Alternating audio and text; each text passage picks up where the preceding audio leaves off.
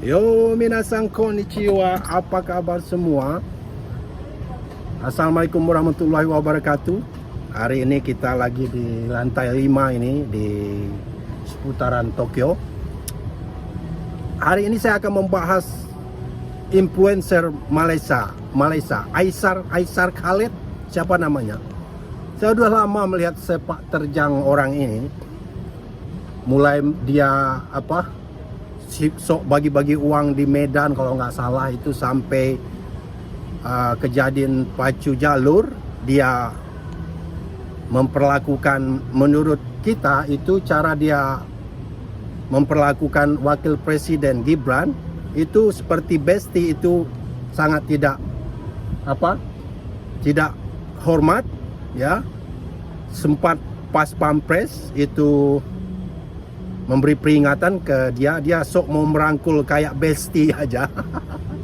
Ini influencer ini Aisar Khalid ini udah over confident kayaknya. Dia udah hidup di Indonesia, keenakan dapat subscriber dari Indonesia, tapi dia jauh lebih pintar daripada minion Indonesia seperti JP, Borunaga, Sari Tinting, Zainal Story. Ini orang bodoh cari viewer, mau hidup di YouTube tapi melawan bangsanya sendiri, Indonesia yang 200 hampir 300 juta orangnya ya. Gobloknya dia milih mempleasure, mencium pantat Malaysia yang jelas jumlahnya sangat sedikit ya. Aisar Khalid ini menurut saya sudah cross the line, udah melewati batas. Terakhir video dia di pemakaman ojol yang meninggal yang dilindas Brimob, Afan, itu sempat menuai kritik bukan saja di Indonesia tapi juga di Malaysia itu sendiri. Sepertinya dia memanfaatkan momen tersebut untuk membuat konten dan keuntungan sendiri yang menurut saya itu tidak pantas ya. Dan ini diprotes oleh orang Malaysia itu sendiri juga. Jadi without further ado, kita coba lihat dulu video-video orang ini. Namun pada momen tersebut, Pas Pampres begitu gercep. Ketika YouTuber dari Malaysia itu ingin merangkul Wapres, Pas Pampres langsung mencegah tangan Mas Aisar itu, guys. Pada kunjungan Wapres Gibran mengikuti festival pacu jalur, beliau bertemu YouTuber dari Malaysia. Namun pada momen tersebut, Pas Pampres begitu gercep. Ketika YouTuber dari Malaysia itu ingin merangkul Wapres, Pas Pampres langsung mencegah tangan Mas Aisar itu, guys. Pada kunjungan Wapres Gibran. Bukan hanya di Indonesia, warganet Malaysia juga kompak mengecam dan menyebut Aisar oportunis yang suka memanfaatkan isu besar demi konten. Aisar Khalid dihujat habis-habisan gara-gara bikin konten di pemakaman Afan.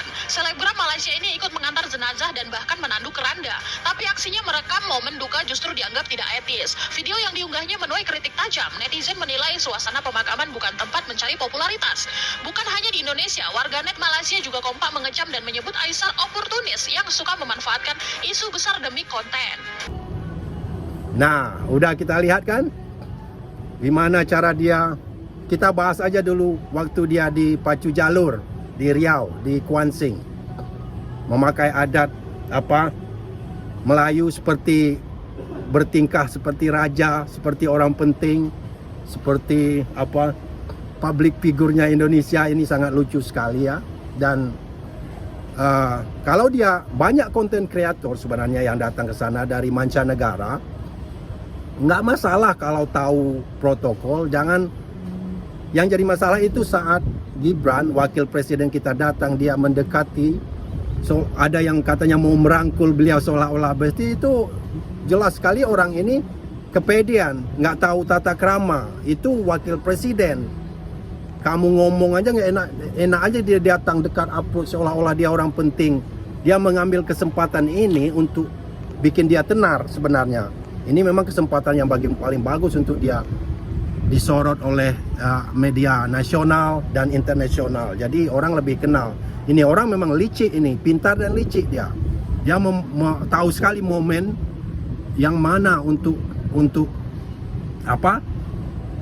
bisa terkenal. Jadi saat ini dia melihat kesempatan waktu wakil presiden Indonesia datang, dia mendekat seolah-olah. Dan yang lucunya, yang paling kurang ajarnya, dia manggil bro, hey, apa kabar bro, brother.